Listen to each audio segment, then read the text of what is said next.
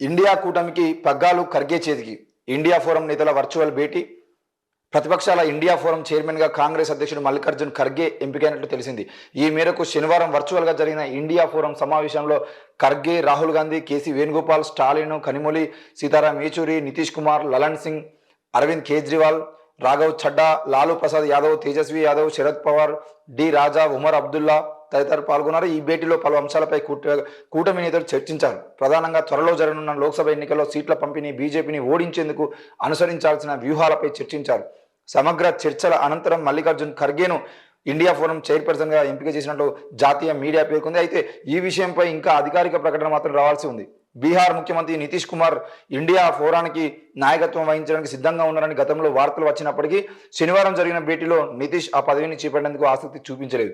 నితీష్ కుమార్ కన్వీనర్గా ఉండాలని సమావేశం డిమాండ్ చేసినప్పటికీ కూడా ఆ పదవిని చేపట్టేందుకు ఆసక్తి లేదని ఆయన తన వైఖరికి కట్టుబడి ఉన్నట్లుగా తెలుస్తోంది. మరి మొత్తానికైతే ఇప్పుడు ఇండియా కూటమి మొత్తానికైతే ఖర్గే గారిని పగ్గాలు చేపట్టి ముందు తీసుకుపోవాలనే ఆలోచనలు అయితే పెట్టిందని తెలుస్తూ ఉంది. ఏది ఏమైనా కూడా కాంగ్రెస్కి పగ్గాలు ఆయన చేతికి పోయినప్పటికీ ఇండియా కూటమికి సంబంధించిన విషయంలో, రానున్న లోక్సభ ఎన్నికలకు సంబంధించిన విషయంలో తప్పకుండా బీజేపీని ఓడించడమే ప్రధాన లక్ష్యంగా పెట్టుకున్నటువంటి ముఖ్యంగా అన్ని పార్టీలు, దేశవ్యాప్తంగా ఉన్నటువంటి ప్రతిపక్ష పార్టీలు కానీ, లేదంటే ముఖ్యంగా స్థానిక పార్టీలు, రాజకీయ పార్టీలు ఏవైతే ఉన్నాయో అవన్నీ కలిసి బీజేపీని ఓడించాలి. ఆ బీజేపీని ఓడించడం ప్రధాన లక్ష్యంగా ఎందుకు పెట్టినాయి అంటే, కేవలం బీజేపీ అధికారంలోకి వచ్చిన తర్వాత మాత్రమే ఇక్కడ దేశవ్యాప్తంగా రాజకీయ పార్టీ నాయకుల మీద కానివ్వండి, లేదు అని అంటే దేశవ్యాప్తంగా ఉన్నటువంటి దళితుల మీద, బహుజనుల మీద, ఎస్టీల మీద, మైనార్టీల మీద పెరుగుతున్నటువంటి దాడులకు సంబంధించిన విషయంలో కానీ, ముఖ్యంగా ప్రజాస్వామ్యం మీద బీజేపీ నరేంద్ర మోడీ చేస్తున్నటువంటి అరాచకం ఏదైతే ఉందో,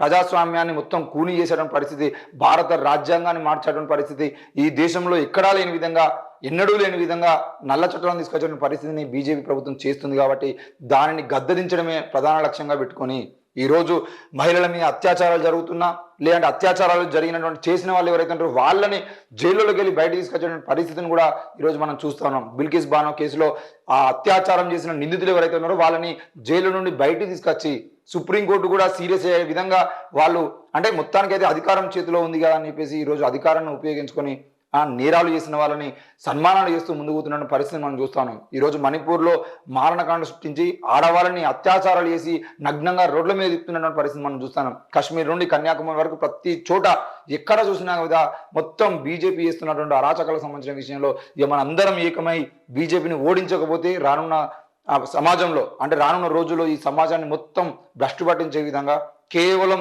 మతాన్ని, కులాన్ని అడ్డం పెట్టుకుని ఈ దేశాన్ని సర్వనాశనం చేసే విధంగా బీజేపీ పోయేటువంటి అవకాశాలు ఉన్నాయి. కాబట్టి తప్పకుండా మనందరం ఏకమై బీజేపీని గద్దెదించాలనే ప్రయత్నం ఈరోజు ఇండియా కూటమి చేస్తూ ఉంది. మరి ఇండియా కూటమి, వాళ్ళ కూటమికి ఇండియా పేరు పెట్టుకోగానే ఈ దేశం పేరునే, ఇండియా అనే పేరుగా ఉన్నటువంటి ఈ దేశం పేరునే మార్చి భారత్ అని పెట్టాలనే ఆలోచనకి, మరి తెలుగులో భారతదేశాన్ని మనం పిలుస్తున్నప్పటికీ కూడా ఇంగ్లీష్లో కూడా భారత్ అని పిలవాలని చెప్పేసి కేవలం ఇండియా అనే కూటమి పేరు వల్లనే ఈరోజు వాళ్ళు భారత్ పేరు మార్చేటువంటి ప్రయత్నం కూడా చేస్తూ ఉన్నారు. ఎందుకు ఈ విధంగా చేస్తున్నారంటే, కేవలం వాళ్ళ ప్రతిపక్షాల కూటమికి సంబంధించిన విషయంలో ఎక్కడ ప్రతిసారి మనం ఇండియా ఇండియా అంటే ఇండియా కూటమికి పేరు వస్తుందా అనే భయంతో ఈరోజు నరేంద్ర మోడీ దేశం పేరు మార్చాలని, లేదంటే జమిలీ ఎన్నికలు తీసుకురావాలని ఇంకేదో ప్రయత్నాలు చేస్తూ దేశంగా ఉన్నటువంటి ప్రజలందరినీ మభ్యపెట్టడానికి ప్రయత్నం చేస్తున్నాడు.